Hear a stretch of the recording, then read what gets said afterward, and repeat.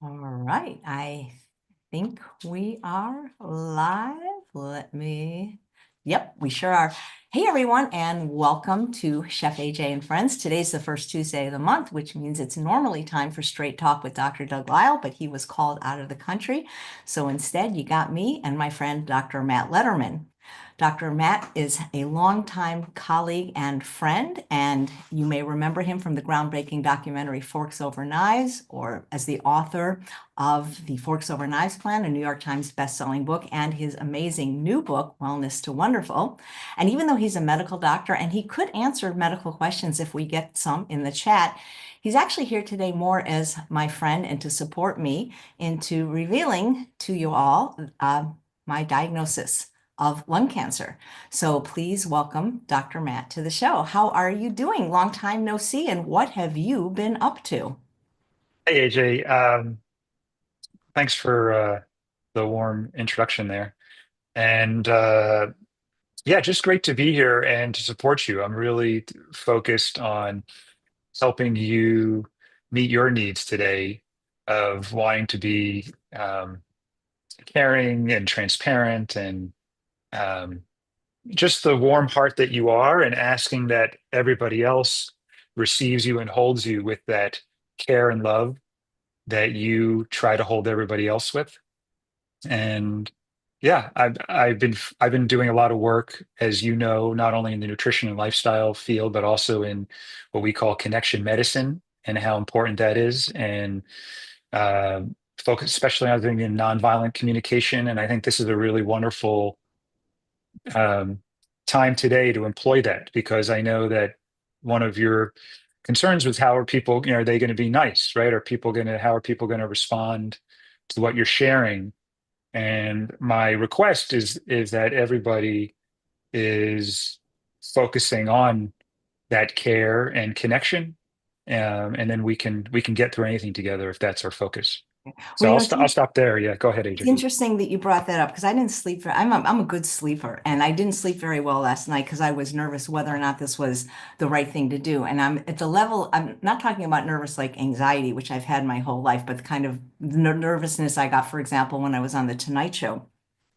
And I've been talking to a lot of different clergy people of all faiths. And I've become, this is what happens when you get, there's an old joke, there's no such thing as an atheist in a coffin. Well, let me tell you, there's no such thing as an atheist in a CAT scan machine or a PET scan machine. And I have a hard time believing now that I'm in so many support groups of people with cancer that there's really any atheists with cancer. So I've been talking to a lot of different clergy people about not the disease and things like that, but about whether or not this was the right thing to do. And they all seem to think it was. But one of the things one of them said to me is, what are you afraid of? And I said, well, there's these channels, and I don't even want to give them any dignity, that make hateful videos about me or vegans in general. And so the minister said to me, she said, what could they possibly say about you or to you or do to you that's worse than having cancer? And I'm like, you're right. I'm pretty much indestructible now. I mean, there's nothing anybody can do to me that's worse than this. So take your best shot. What would you say your concerns are around sharing this? What would you say comes up? Yeah. So believe it or not, and I'm sure people are going to know, like, how could this happen? She's been vegan for 47 years. We've had a kind of a clue that something's been going on for over 2 years.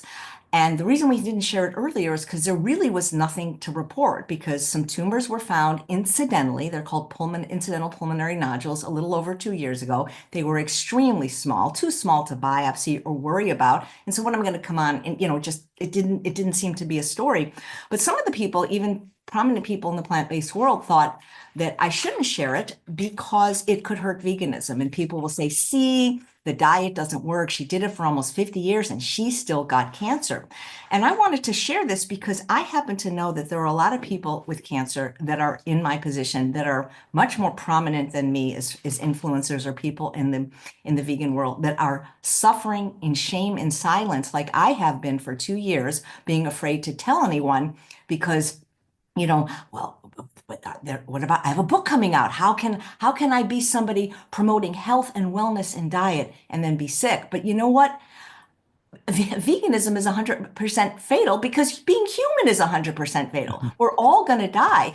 And, a lot of people believe, even the more traditional doctors that I see that teach the standard of what I call standard of scare, I guess it's called standard of care, that it was my healthy lifestyle that has kept the cancer from growing so slowly because I do not look, it took me 2 years to say that I have cancer. I've never said it because I didn't want to, there's certain metaphysical groups that say you name it, you claim it. So I never said it until I started going to a cancer support group. And I said, well, I guess I have cancer now because I'm here. But I always said I was diagnosed with cancer, and that's what I was saying. But I guess people feel that, that some people feel that like, well, I didn't do the diet right. If only I didn't put the banana and the blueberry together in my smoothie. If only I had eaten more beans or that 1 ounce of nuts a day. But people don't realize well, first of all diseases, cancer especially, is multifactorial. And one of the things a lot of people forget about is genetics. And I don't know if you know this, Matt. I don't know if is it okay if I call you Matt because we are friends? Yeah. Okay. Yeah. Because usually, even when I'm a friend with a doctor, I still call them doctor, but I feel like we're having a friendly conversation. I have a really, really strong family history of cancer, so first degree relatives died of it, father, brother young, father older, grandfather, uncle, I'm first woman though, but yeah, so that's a thing. And, because we may never know what caused it, I know I lived in a lot of crappy apartments in LA, I can't go back there and test for radon now. And I don't Right. even think it's really important to find out, what caused it. And I feel like I don't want people to feel that diet is still not something that they should address because I think it helps you in other ways. So for example, if it has kept my immune system so strong that I have been able to fight whatever this is, because you mentioned that for those tumors to be there, they have had to have been there a very, very long time till they were even be able to see on a CAT scan. And I feel like that my healthy diet and lifestyle then and now, it has kept me to the point where, right now I have, other than being scared to death and having terrible anxiety, I have no physical symptoms of cancer whatsoever, or even pulmonary symptoms. Right. So you feel really good.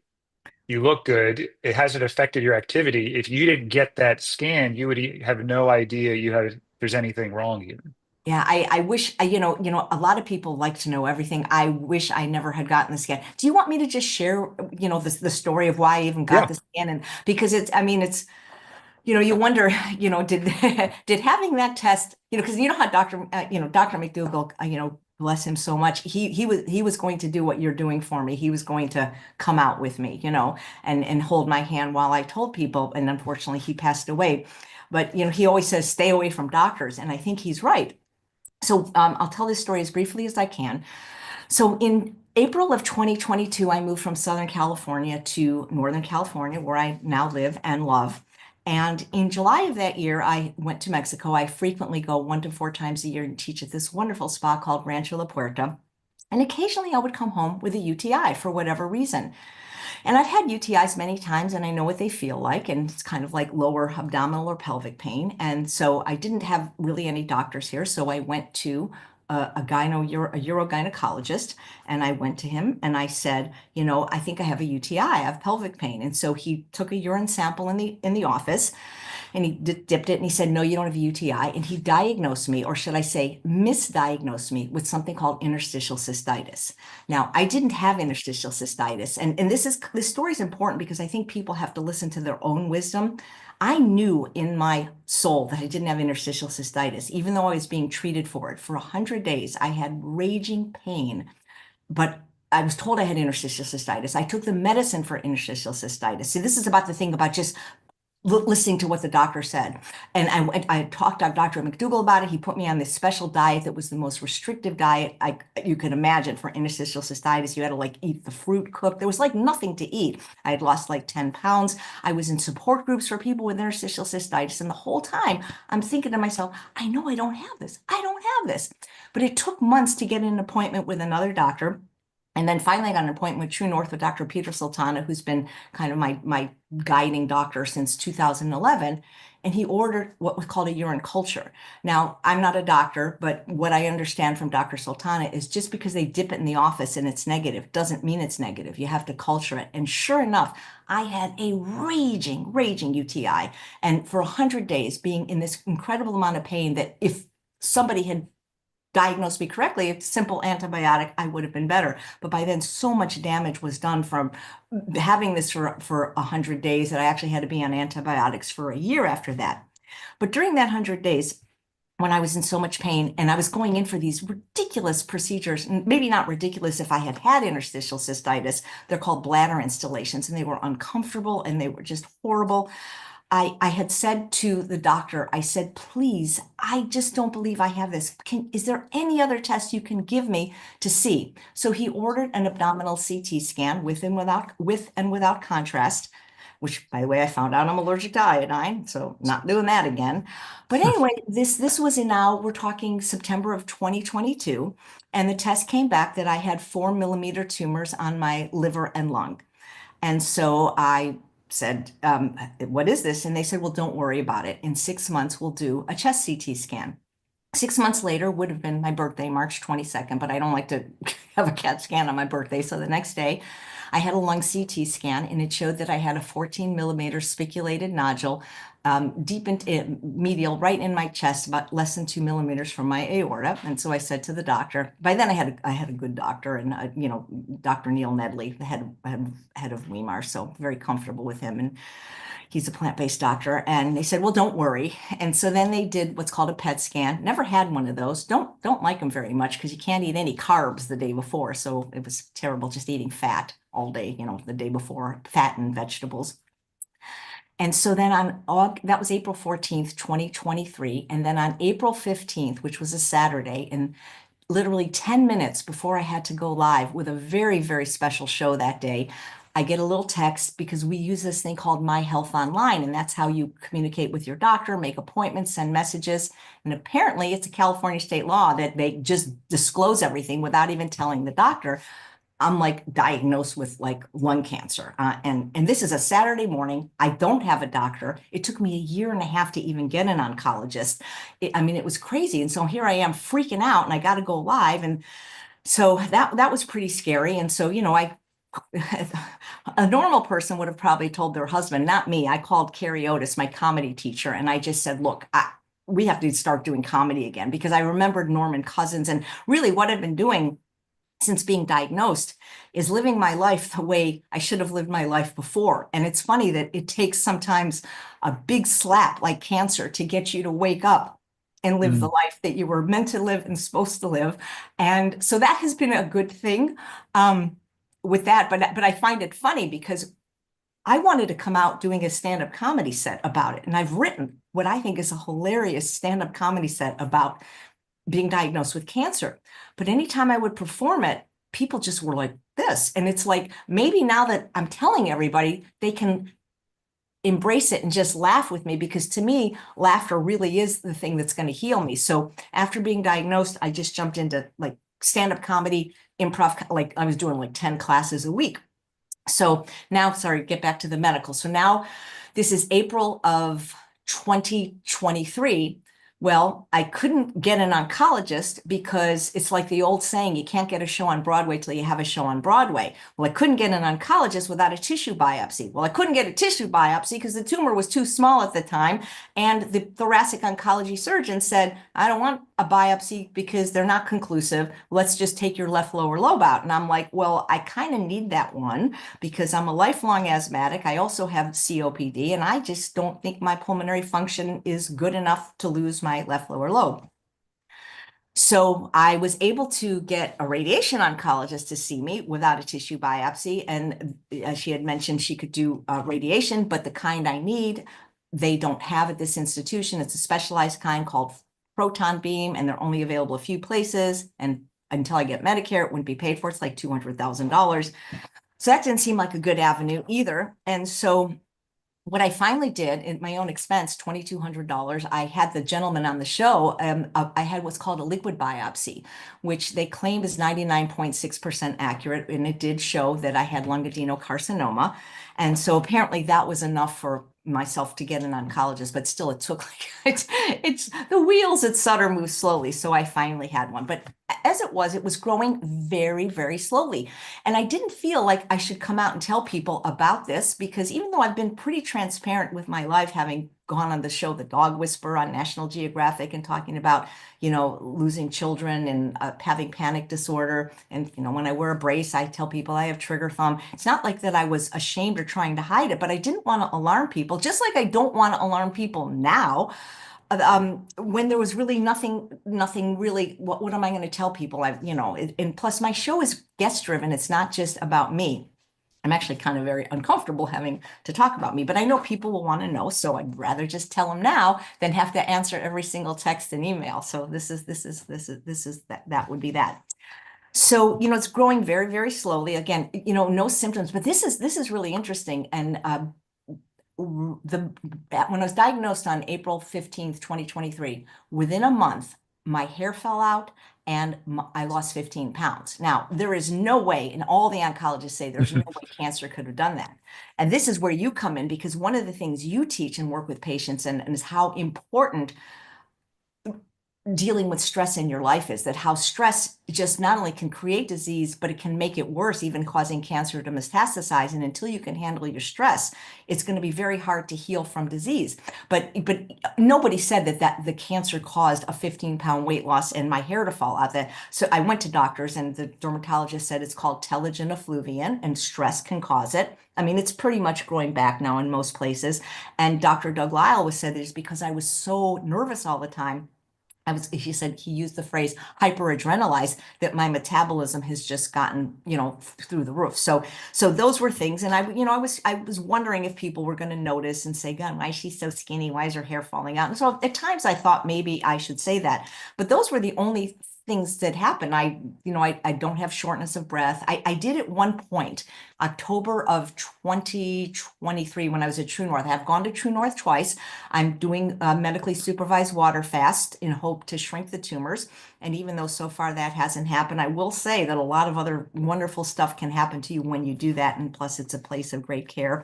I did have something called a pleural effusion for 3 days, where when I laid down, I couldn't breathe. But until I could get to the doctor to do that little thing where they tap it, I was better. So like I say, otherwise, I'm great. The tumor has been growing really, really slowly until now. And so this last, first they were doing CAT scans every 3 months. And I'm like, that's just too much radiation. So then we moved it to 6 months. So I had my last CAT scan, which was right before I went to True North in October. The day that I was admitted, October 18th, I had a PET scan because the CAT scan did now show that the tumor had doubled. But by doubled, it didn't double from the last CAT scan. It doubled from the first time we detected it, which was almost 2 years ago at 14 millimeters. It was now 28 millimeters.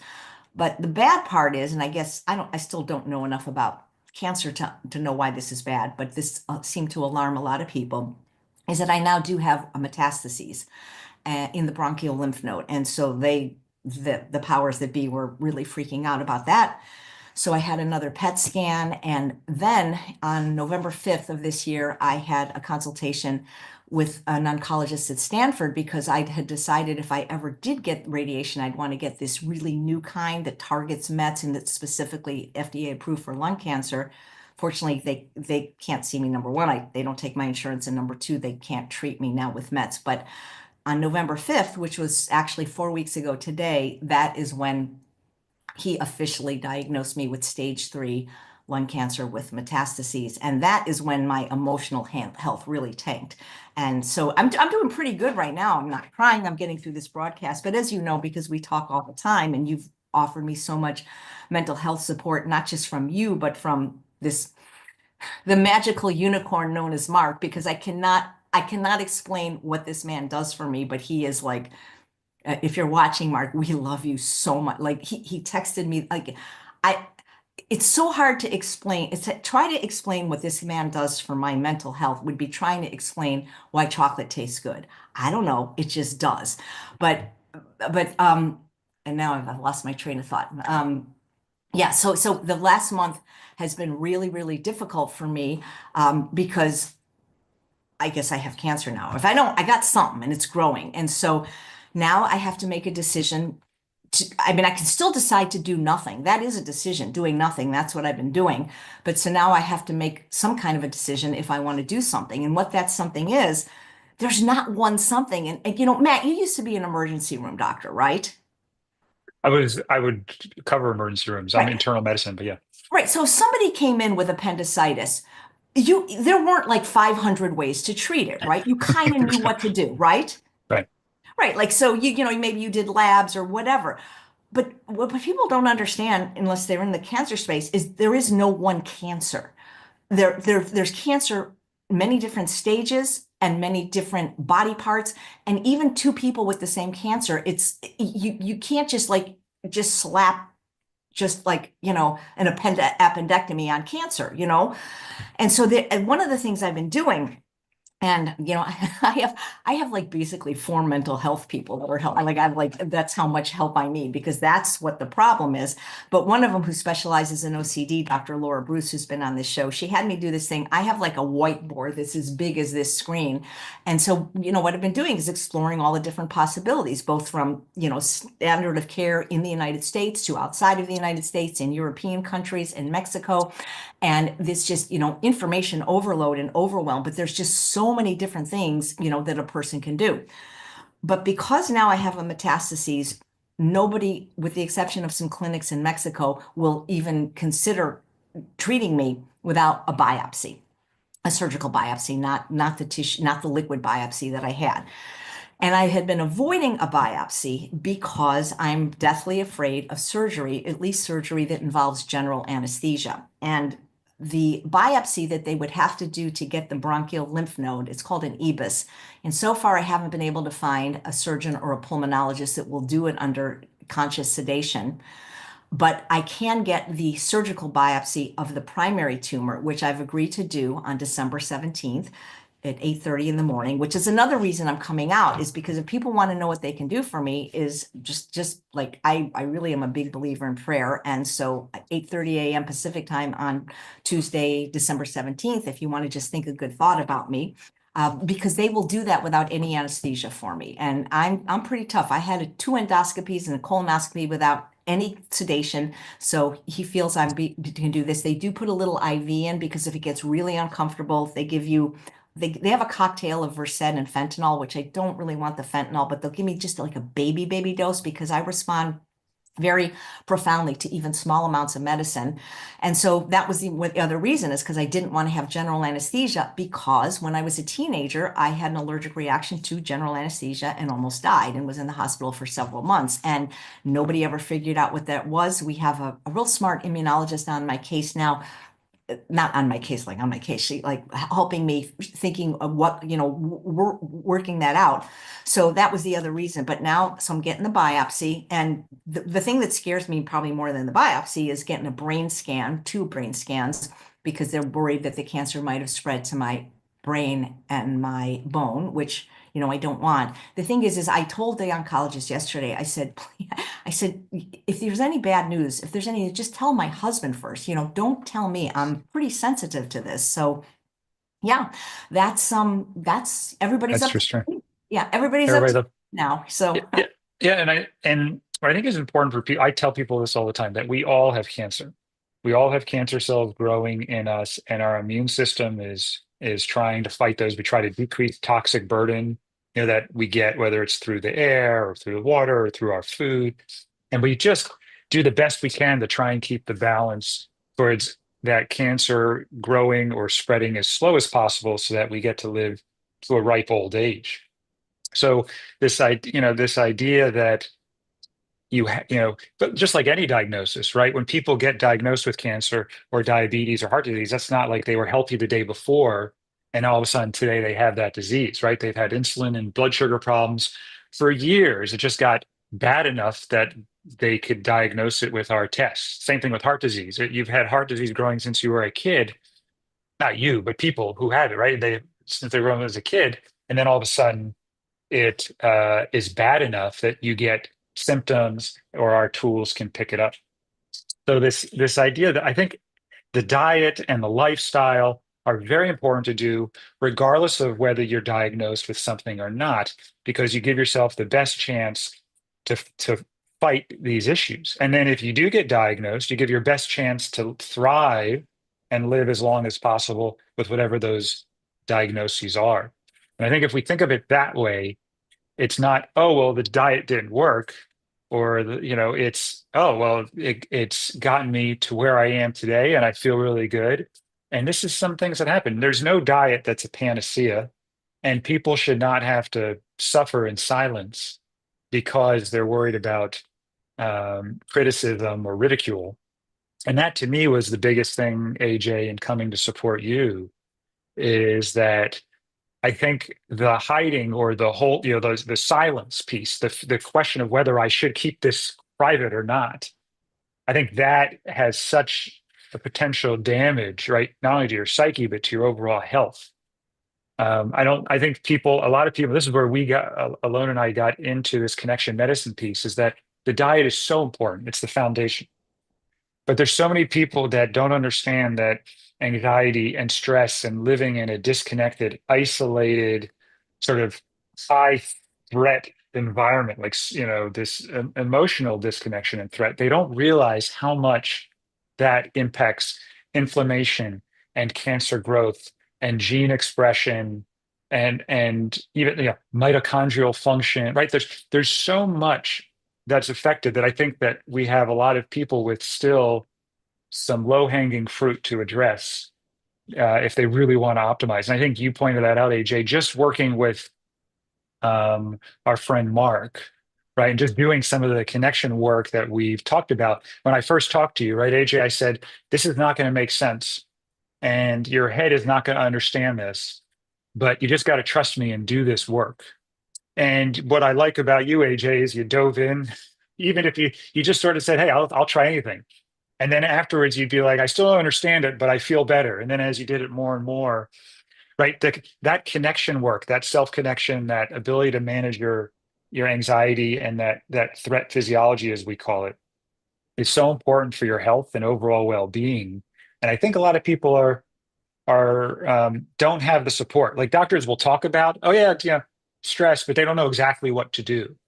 And I think that you're really jumping on that because anxiety has been, as you've mentioned, right, openly, that anxiety has been a big part of your life, you know, forever, right? Has that been something you've dealt with for your entire life? Absolutely. As Mark would say, anxiety's been driving the bus, and maybe I can get that little doll. Charles, bring me my anxiety doll so I can show the people that. And, it's so interesting because I almost don't want to tell people about him because then we won't be able to get appointments. But the thing is you can't just do it. It's not like you can do a one and done with him, Right. And every time and he knows this, I go, this is so stupid. This is ridiculous. And then at the end of the session, I'm like, oh my God. Yeah. So I got my little anxiety doll right here, because anxiety has been, yeah, yeah. So, and that really is, and that is the most profound thing that I'm experiencing because, like I said, I have no physical symptoms. I was at the hospital the other day having my pulmonary function test, and while I was there, I went into the chaplain's office. I said, "Could you please come up and pray with me on this particular day?" And he says, "Well, let's pray now." And we were there for about an hour, and he was telling me stuff. I mean, I got to just give a shout out, to the clergy of all. I mean, now I don't want to like be this like now I'm this deep, profoundly spiritual person, but I got to tell you that, they are so willing, you can't always get an appointment with your oncologist, but people of the clergy are so willing to talk to you, even if you're not of that faith, and for no money.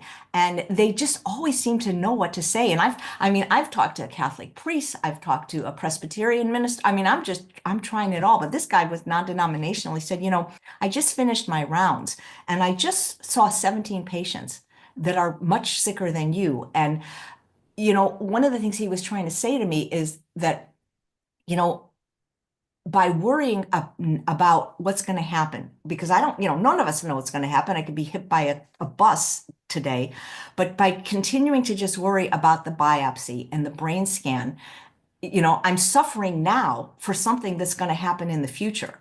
And so just this idea of just living in the now or mindfulness, it's just, it's very easy to say, it's hard to do, but I got to tell you, when you have a terminal diagnosis, that's like the only way you can live, honestly, because you can't even take life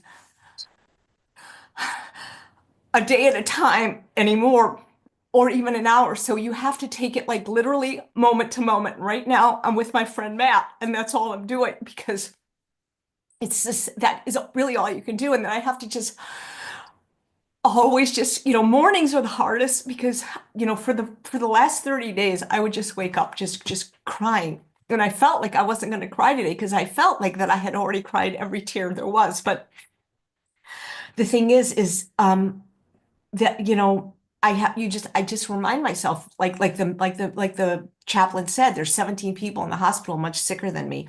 I am actually right now, I am fine. I am fine right now. I have so much to be grateful for. I have like a wonderful husband. I have the most amazing dog who herself is having health challenges. I have enough money. I have enough food. I can do everything I want to do right now. And I've been spending the last 2 years just worried about what's going to happen in the future.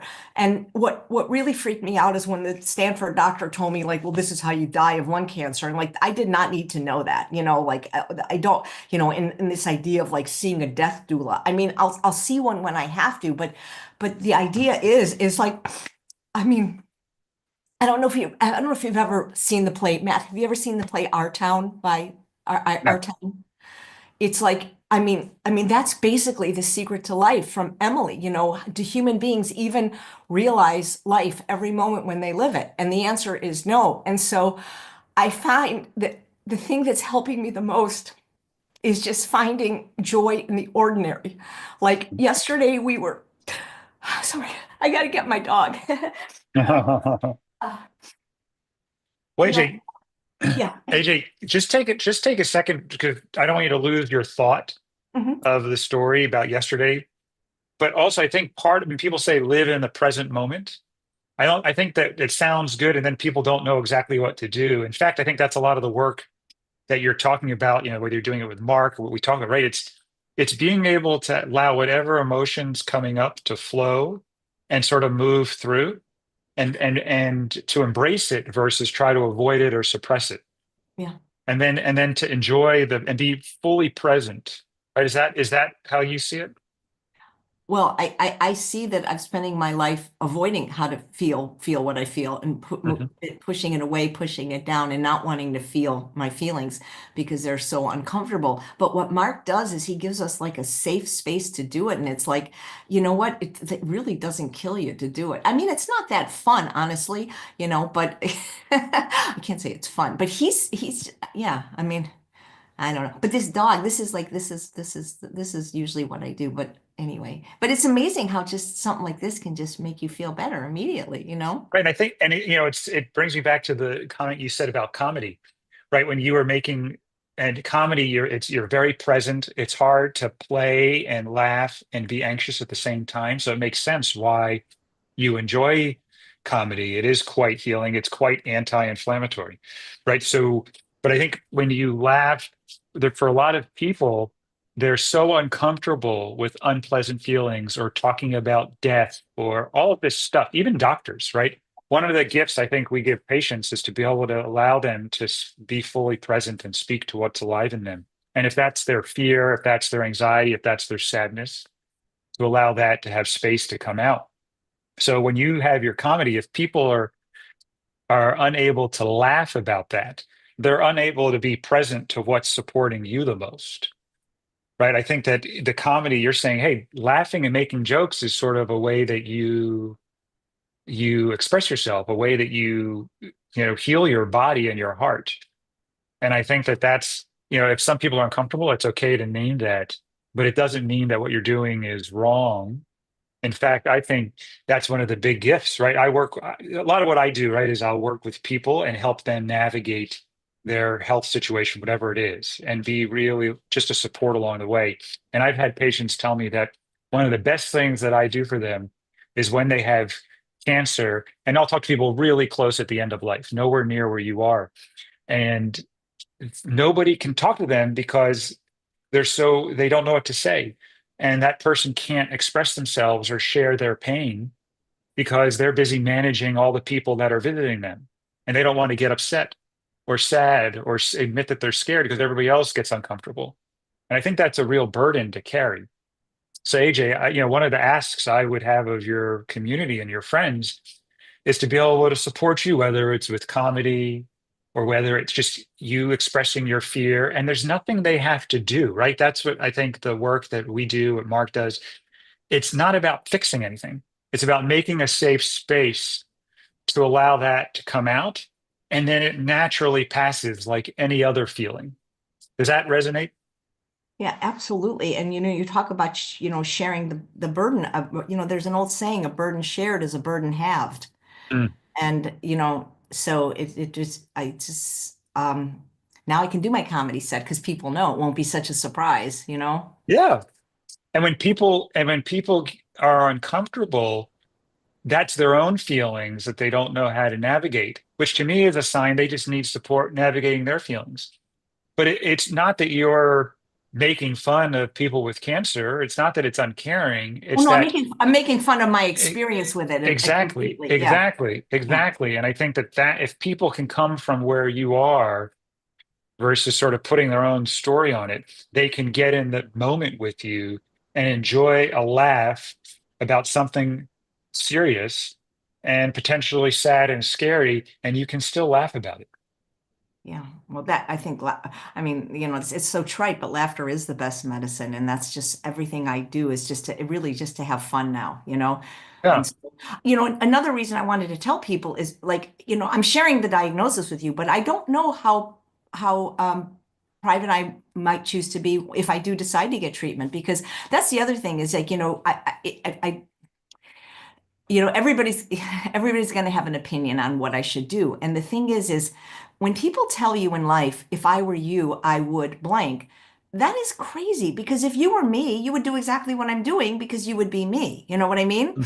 And so it's not always helpful when people tell you what to do. I mean, unless you've had the exact same kind of cancer in the same kind of circumstances. I mean, everybody has an uncle or, a brother-in-law that did this and it worked, but that doesn't necessarily mean it's going to work for me. But I don't know, I mean, like the Crocs, Jessica and Brian, they are wonderful YouTubers, plant-based people, and they both came out on their channel and talked about their cancer. And I talked to them, and they said it was like 99% positive. And so that kind of gave me the courage to do it. But whether or not I continue to, I don't want my channel to be Chef AJ Has Cancer channel. You know what I mean? I want to continue to do, cooking demos and guests. And whether or not I share what I do, well, first of all, I don't know what I'm doing, and I won't even know what I'm doing until next year because I don't see that they're going to stage it on December 26th if they get enough tissue, and then even then, you don't just like go to treatment the next day. But if I did decide to do treatment, and maybe I decide to do some conventional or some complementary or combination, I mean, there's, obviously, like if I did do chemo, which I don't really want, but let's say I did, I'm gonna maybe lose my hair, which by the way, when you have cancer, you get a free wig and I get to go to camp now. So there are a lot of good things. I get free yoga and stuff like that.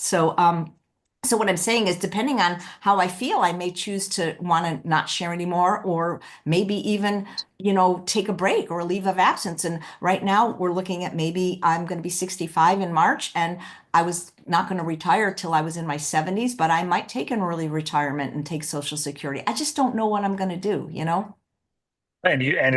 It's whatever you do, you're going to check in and it's going to feel right to you.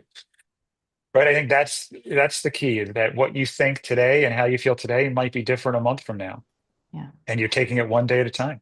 Right. For me, like really, here's the thing, and this would be a great place to say it. I appreciate people's care and concern, and my phone is blowing up right now, by the way, in text people watching. But when the very few people knew for the last 2 years, just some very close friends that live locally because they could see that something was up. But like when people text me or email me, how are you? That is such a hard question to answer because in life, when we say, how are you? We're not always really listening for the answer. But when people ask me now, how am I? Do they mean like, how are you? Or do they mean, how are you? And do they want me to answer it truthfully? Do they want me to say fine, or do they mean how am I physically, mentally, emotionally, spiritually, psychologically, financially? Because cancer impacts all those things. And so I don't want people to stop reaching out, but I feel like maybe there could be a better question than just how are you? Because that's a hard question to answer, you know? Yeah, and a lot of people, it's a social nice, right? It's just something you say in passing, but do they really want to know what's going on in your heart right now? Well, I'm scared. It's like, hey, see, when I have Bailey on my lap, it's like amazing, like how calm I am.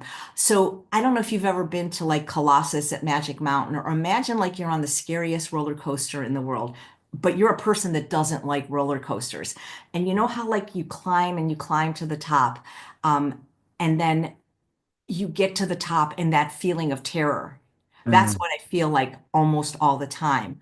But I realize that now, especially committing to the biopsy and the brain scan, that there's a certain point where when you go this way, you just have to like let go and let God. It's like it's out of my control now. And so that's the hard thing because I'm a person, I got OCD, I like to control everything, you know?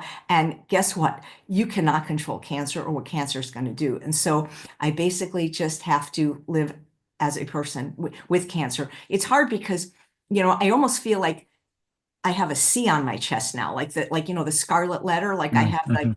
because it's not all medical doctors, and I think doctors do come from a good place, but now I'm being treated as a lung cancer patient and I'm not AJ anymore. You know what I'm saying? And so that feels, I do have some really wonderful people on the team, like Katie, if you're watching, she's an integrative nurse practitioner for oncology. So there's certain people that actually want to know how I am, not just how I am. And that's really helpful. And I don't know if they'll watch, but I just want to give a big shout out. I mean, I don't know if you can watch from beyond, but Dr. McDougall, all the help, this man, Matt, he went to my doctor appointments with me and fought with the doctors. And Mm. he was there like you're with me now on Zoom, but he came to my appointments with me. I want to thank Dr. Alan Goldhammer. Oh my God, like he just, it just, he was, I didn't even tell my husband. I first called the comedy teacher, then I called Dr. Alan Goldhammer, and then I'm like to my husband, oh, by the way, I have cancer. So Dr. Huh. Goldhammer has just been providing amazing resources and and Dr. Doug Lyle, and I love you and Dr. Goldhammer so much. I mean, like I had a 3.5 hour session with Dr. Doug Lyle. I mean, it was just like they've just been so great. And all my friends, Tammy Kramer, who lives up the street, like, she just dropped off food one day. Like I didn't tell her like I was going through a bad time. She must have just known it. So things like that. So I really do appreciate but here's the thing, Matt. I've always been the person to help people, and I'm not really good I'm not good on the receiving end. You know what I mean? Mm. 'Cause Yeah. I spent my life being a volunteer. Ironically, at a cancer center, like Mm. from my 20s to just a few years ago, I had therapy dogs. And for whatever reason, I'd go to the cancer center instead of the main hospital because at the main hospital, you would see med surge patients and they were always grumpy or sleeping. And you'd go to the infusion center and they're sitting there all day. They seem to like a visit. And, I just, I, I just never dreamed that I'd be on the other end. Yeah. It's not that I expected to go through life unscathed, but and it's even if I thought like if I did have cancer, like well maybe something down there, female stuff. But the thing that's so scary for me is because my lungs are, is that I'm going to be scared that I'm not going to be able to breathe. And I've already had that fear from childhood because I'm asthmatic and I know what it's like to not be able to breathe. And I have stopped breathing. And so to have something growing in me that could do that to me is just very, very disturbing to me.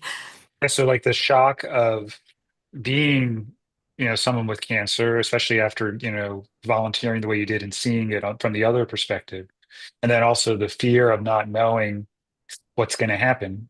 It's just a lot to hold, right? That lack of predictability and it's very scary.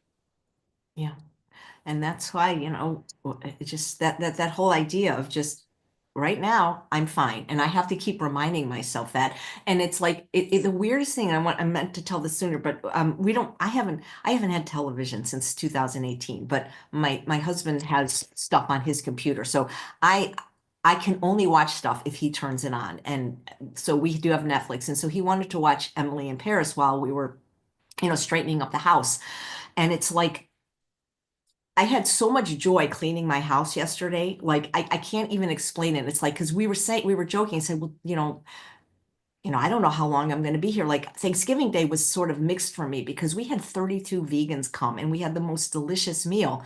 But in the background, it was like, well, this could be your last Thanksgiving, you know? Right. And so it's kind of like I'm trying to balance the joy of living in the moment with the fear of that every Right.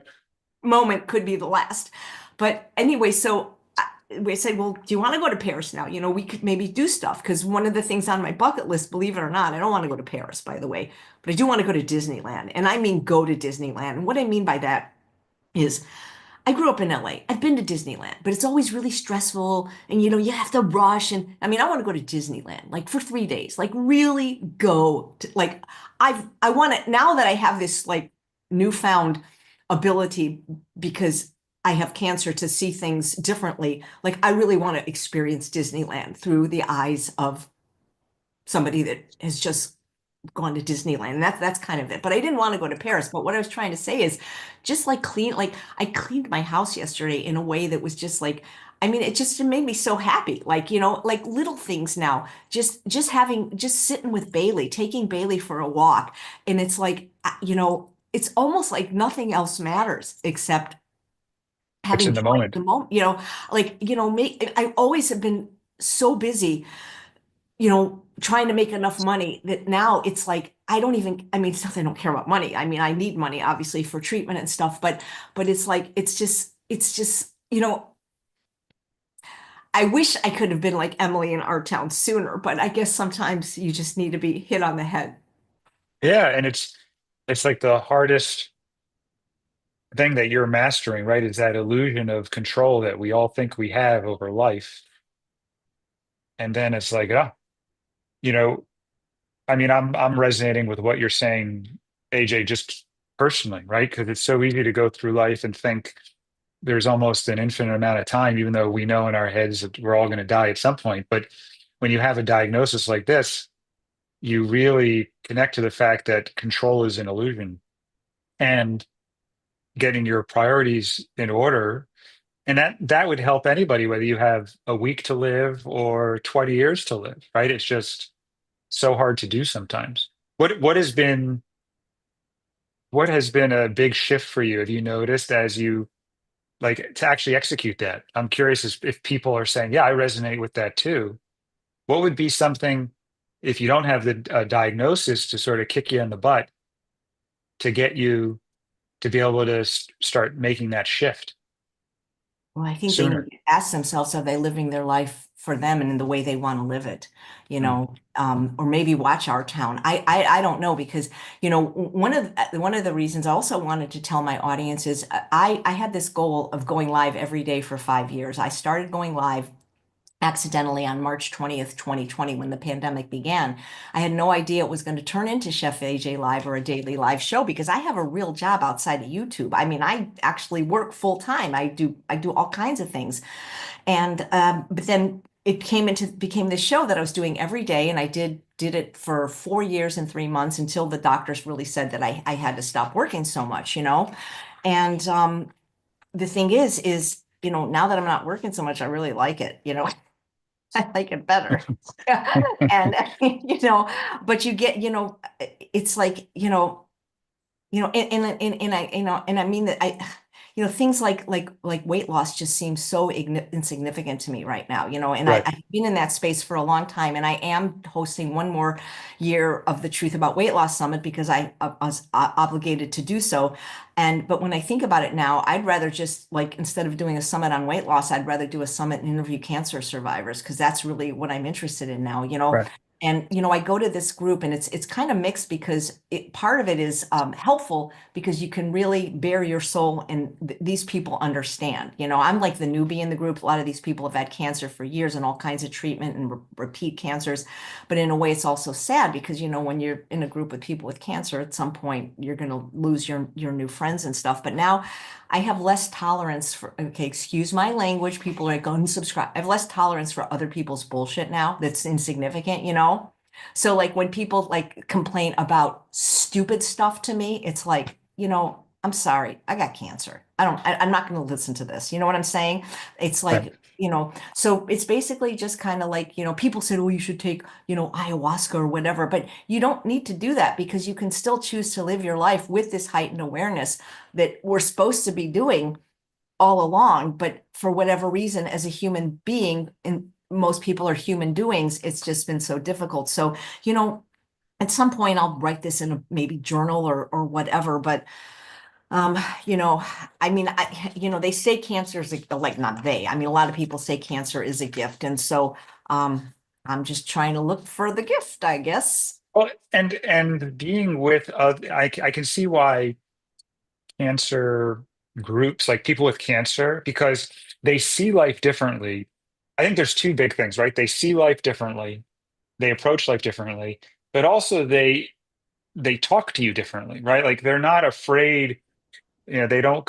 I don't know if you've experienced this, AJ, but a lot of the clients we have, particularly with cancer, they talk about how the family treats them differently, their friends treat them differently, and actually a lot of the work is to help them learn how to communicate different, so that you can be treated the same way. Does that make sense what I'm saying? Like if everybody sees you as Chef AJ with cancer, they start treating you differently. They start tiptoeing. They start, oh, I don't want to upset. I don't want, versus I find that you want to be treated, you know, the same, whether you have cancer or not. Is that a concern of yours? Have you noticed that with keep other cancer, other people with cancer and friends in that community?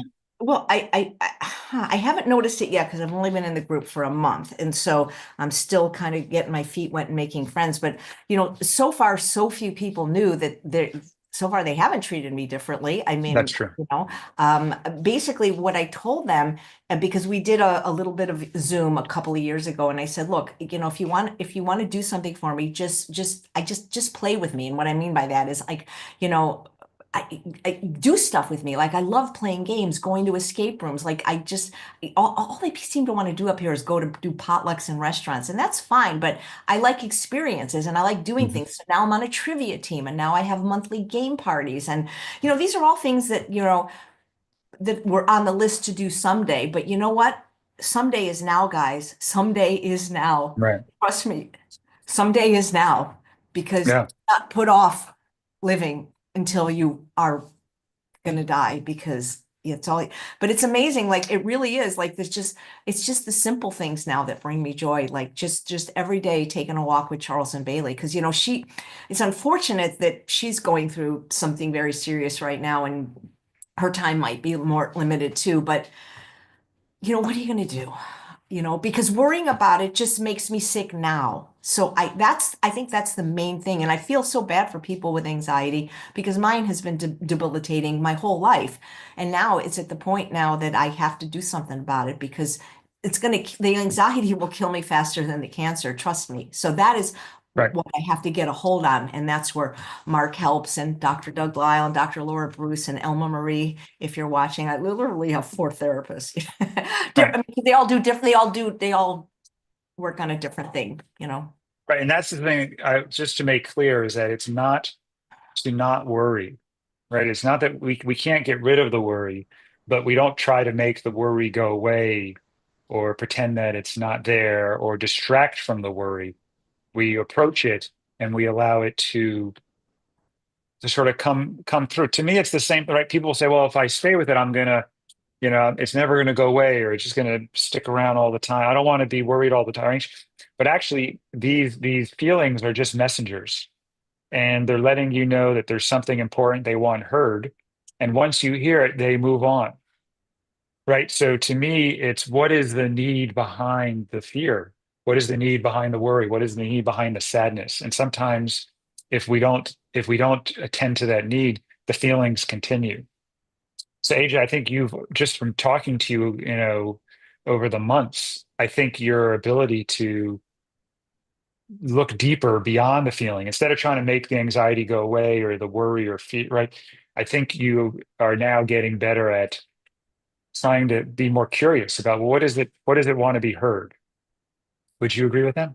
Yeah, absolutely. And it's about like instead of trying to get rid of it, it's almost about just learning to coexist with it, you know? Right. And I mean I've never had, I mean this was like I never had anticipated that my last session with Dr. Doug Lyle, he was going to talk to me for 3.5 hours. That's the kind of guy he is. And he wouldn't even take any extra money. Like he talks until he's done.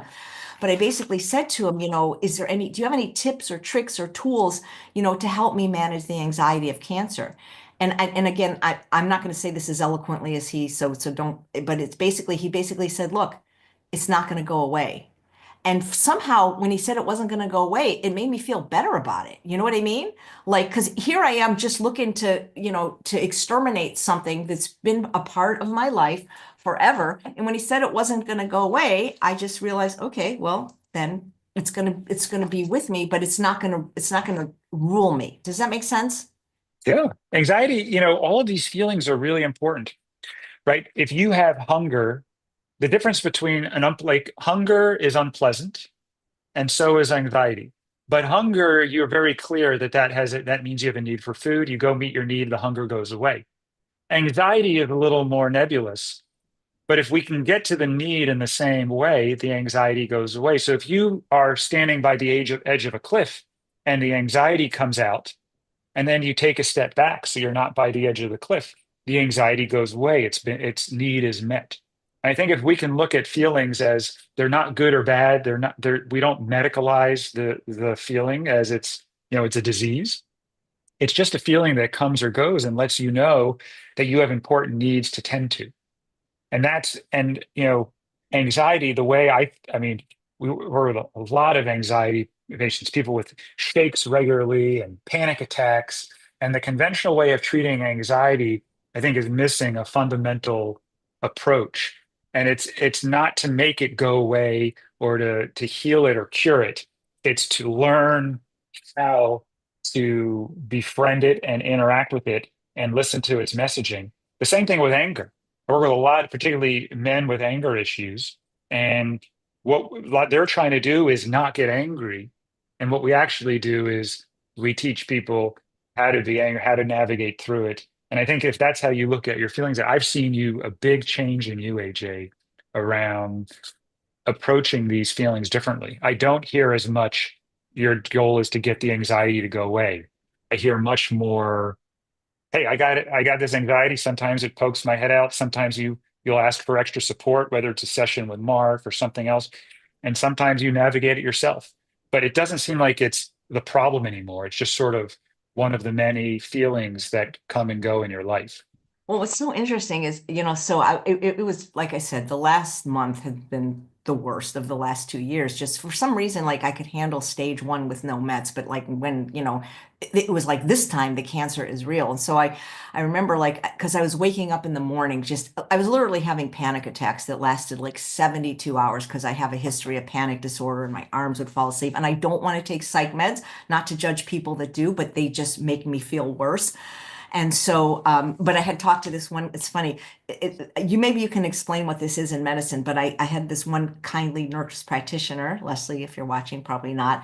And so she prescribed something for me that wasn't a psych med. It was called Enderol because, when I spin, my heart, it's just all these symptoms. And it's like just, I never took it, but just her prescribing it, it's like, okay, I'm better now. Do you know what I'm saying? Does that, Exactly, does that, exactly, and this, exactly. Right. So that to me, as we talk about with safety, right? Just thinking, hey, if I can feel safe, my body shifts. The whole physiology of your body shifts if you feel safe versus you feel like there's something dangerous going on. And if she gives you a medication, which knowing, hey, I got something there if I need it, something that's going to be there for me, that's going to help take care of this, it shifts your physiology into that sense of safety, which is, to me, one of the most important things we can do as medical providers is helping patients feel safe and cared for. Right, because being stressed and anxious all the time is not conducive to healing cancer or anything. Same thing happened with Mark. It was like the mornings were the worst because I was lit. Like it's one thing when the day progresses, but with waking up with panic attacks and crying and anxiety. So I texted him. It was like 6 in the morning, and usually I have sessions with him like anywhere from 11 o'clock to like 3 o'clock. And I said, "Is there?" I'm not doing well. And, can you ever talk to me in the morning? And he said, well, let me ask my family. And he texted back. He goes, well, I can talk to you right now. And I'm like, oh, okay, well, I'm better. Do you know what I mean? I know it's so weird. It's weird when I don't know. It's like, it's amazing. So Matt, I'm lovely Susanna, my dear friend and moderator. I'm not looking at the chat today, guys, and I'm sorry because I want to be present with Matt, but she said people are asking how to get in touch with you. I will be putting all of that in the show notes. I'll do it after the show because I want to be present with Matt. But you do work with people, like, right? Yeah, we have whole, all our private clients, classes, all sorts of things. I mean, to me, we're trying to get this work out there to help people, patients, with health issues, but also before they have health issues, helping parents and couples and kids, to deal with these emotions that have an impact on your health as well as your physical health, as well as your mental health and your overall well-being. In fact, I think we should stop separating physical and mental health. I think it should all be just health. And, we're just trying to, get this information out there. So yeah, AJ, I think you've always been a leader. And what I was telling you, I think before we started, right? One of the things I love about you, AJ, is you just jump in. Like you're just willing to try things. You're willing to go, just to do it. And that's what I hope people hear from you, right? Is, jump in, whether it's to living your life now or jump into, these new ways of approaching unpleasant feelings, even if they're scary. And there's all sorts of support out there, right? I'm one of many different forms of support out there. You name some other people, and it's to me, it's time to stop. Now is it's a great time, especially before the new year, right? To just get out of this fear-based or isolated base, where you're suffering in silence or you're trying to make these unpleasant things go away by yourself. There's a lot of support out there, and AJ, I think that's by coming out today your hope is that you're going to just get all the benefits from the love and support of your wonderful community. And thank you for that. And I know I'm forgetting this, how like when people win an Academy Yeah. Award, like, and then Diane Wiest forgot to thank Woody Allen. You're right, and you're making me think about, I mean, wonderful support, and especially I got to say everybody in the plant-based community. And I like, for example, Dr. Simran Malhotra, who is a cancer previvor. She gave me some amazing resources, and Dr. Don Musalem, who is a cancer survivor. I mean, people, they're just amazing. I mean, like, I mean, here's the thing. This is interesting because when I stopped doing my show every day, I was at the point where there was regular guests. So for all days of the month, and we had like McDougall Monday, Dr. Lal Tuesday. And so I wanted to give the people some notice that the show, that at least their part of the show was coming to an end. And what we did is we sent out an email, and then the people that got like the four highest, who you want to see, I was still doing one show a week. But that meant I had to tell 24 of the guests that, we weren't coming back. And so I did reveal my diagnosis to them and tell them why. And, most of them were medical doctors, and they were just, like you said, incredible, and then a lot of them will still call me. And, I mean, Yeah. it's so cool. Like, I get calls from Dr. Ron Weiss, like, how you doing? It's that, no, it's just, I mean, it's really, really nice. And, you Yeah. had, And it's not to be like, you're not, the feeling of not being alone is one of the most amazing healing feelings. In fact, I would say that's the biggest thing I do with you, AJ, is right. I mean, I want to help you navigate a path that feels right to you. And that, I mean, there's so much information, right, about get this cancer treatment, don't do this alternative treatment, this supplement. It's very confusing. It's very overwhelming to be alone. And to have that support, I think, is the most important thing, right? So when a doctor says this treatment's going to cure you, you got to do it.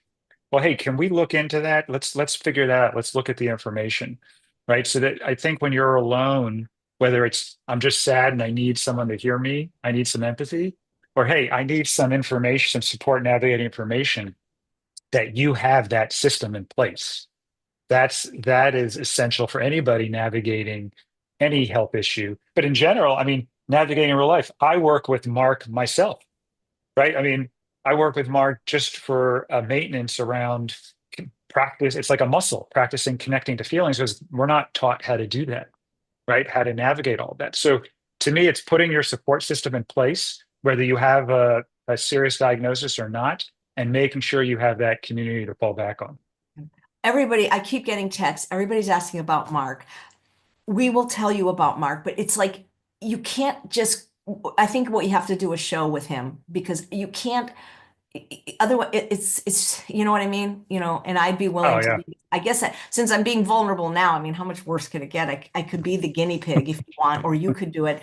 But it's interesting, Matt, because I haven't read her book, Kubler-Ross, but you know how there's 5 stages of grief, Mhm. well, for the last 2 years, I've been going through 4 of them, mostly the one of denial. That was where I've been living most of it. And then not so much bargaining and not even so much anger, a little bit of depression. But I realized that, my goal is to get to acceptance. But when I was first diagnosed, I mean, obviously I wasn't happy.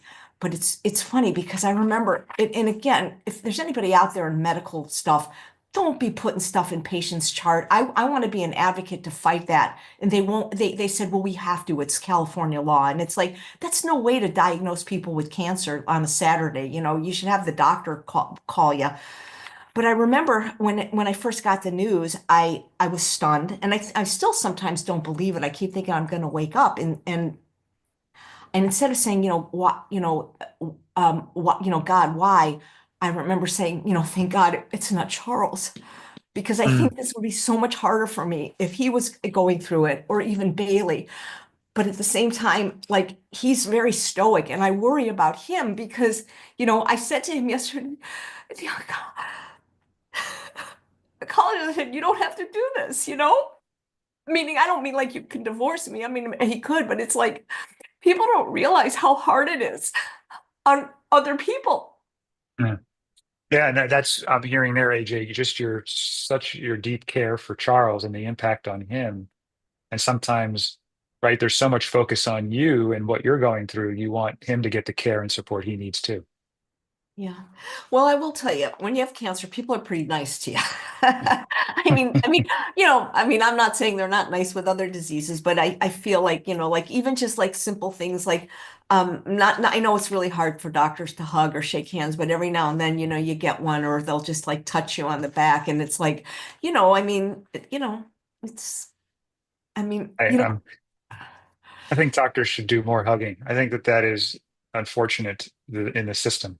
Because I mean, what doesn't that just feel wonderful when you get this hug of, "Hey, I'm here with you. You know, well, I'm sensing what you're going through." that's what Mark is. Mark is a warm hug. Like, and I've Yeah, never met him in person. It's like, you know how like in Peanuts, I love Snoopy. The Snoopy cartoon. You know how they say like happiness is a warm puppy, and it is actually, but that's what it's like. It's like, like he's on the Zoom, but it's like he feels like you're being hugged, it's like yeah, and it's one of the weirdest things, right? So you know, I, I've worked with a range of people, right? I was working with a big corporate executive, and we were doing that work, AJ. And he said part of him during it is saying, "This is the so stupid. This is the dumbest thing. This is so weird." And then the other part is saying, "This feels wonderful. This is great. I need to do this again." And it's that, right? Like your head is almost like, "What is this?" And your body's like, "This just feels wonderful."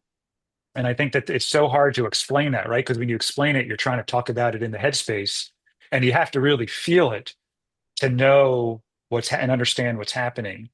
And it's such a gift that, you know, You just can't, don't think about it. Just try it, right? Yeah. Of course, I don't recommend doing that with everything because when I was 22, I jumped right into going on a mechanical bull and I crushed my spine, and that was not the best decision Well, of just all right. I'll yeah. rephrase. So before you emotional work, jump I know in, what but you're maybe saying. not the. I was just kidding. But I mean, I feel like I want to do, more shows kind of like because it's like, I can sit there and make kale, but the thing is, I want to do more shows that are more meaningful and, like, deeply personal, if not about me, about other people. And so I've contacted some of the people that, and again, they don't have to be vegan. It's just that when you're vegan this long, it seems like everybody is vegan. And so far, all of them have agreed to come on for a series of special shows. We will get through the holidays, but in January, like the different people that have gone through cancer and survived, because I think that is really what people need is hope. The encouragement of hope, daily hope. And actually, I somehow wandered onto this podcast. I wish I could meet this guy. His name is Pastor Rick Warren, and he has this podcast called Daily Hope. And that is how I start my day. I just listen to him because just the name of the podcast, Daily Hope. And he had said something the other day that was just so profound, which is you can't deny the diagnosis, but you can defy the verdict. And Mm, that is my hope, is that I am going to defy the verdict. yeah, and that is the goal is that you do everything in your power to live the best life and to create the best outcomes possible. And And I it's think it's possible. To me, this is just the beginning of, a really wonderful ending. And that's the thing. There's nobody gets out of here alive, right? But it's You so know? hard, Matt. It's so hard. Yeah. It is. I can only imagine, right? Just the weight and the heaviness and how hard this is. And what I hope for people listening in your community is that supporting you, right? Not to try and cheer you up or make it go. I mean, if you want to be cheered up, that's fine, but to Actually, just I be do love present. jokes. If you're, here's the thing: instead of texting me how am I, just text me a joke because that I do love that. You can also ask me how I am, but I Right. agree with you. I appreciate But all. like just be there, just to be there and support, and to hold space for the hard feelings versus to try and avoid them or make them go away. Because if you try to make them go away or distract or it almost implies that they're dangerous, and that's not the energy that's not the message we want to give your body. We want it to know that those emotions, even the scary and unpleasant ones, are welcome. They're all safe. Yeah. And I want people to know that I didn't want to do this and to drag people down. I want them to put themselves on notice to now live their lives for today with joy. Exactly. And I think that's a very inspiring message is, you know, we all have different things going on in our lives and we're all suffering and often in silence to some extent. We're hiding something. And to just let's take advantage of the benefits of community and being vulnerable and seeing that when you're vulnerable, you can be embraced with love and care and support. Yeah. I know we have to end soon. I'm trying to think of something kind of want to live with something inspiring. So since I've been known for being in the weight loss space, which I feel like Batman, remember that handsome guy, Adam West, and he could never Yeah, get, yeah, I don't want to like dismiss everything I've done for the contribution, but I kind of like want to like let that go. But I will say this, when I have known people that had cancer, a lot of times you'd hear their oncologists, at least back in the day, and maybe today too, when they say, well, should I be on a special diet? Oh, no, you've got cancer, eat whatever you want.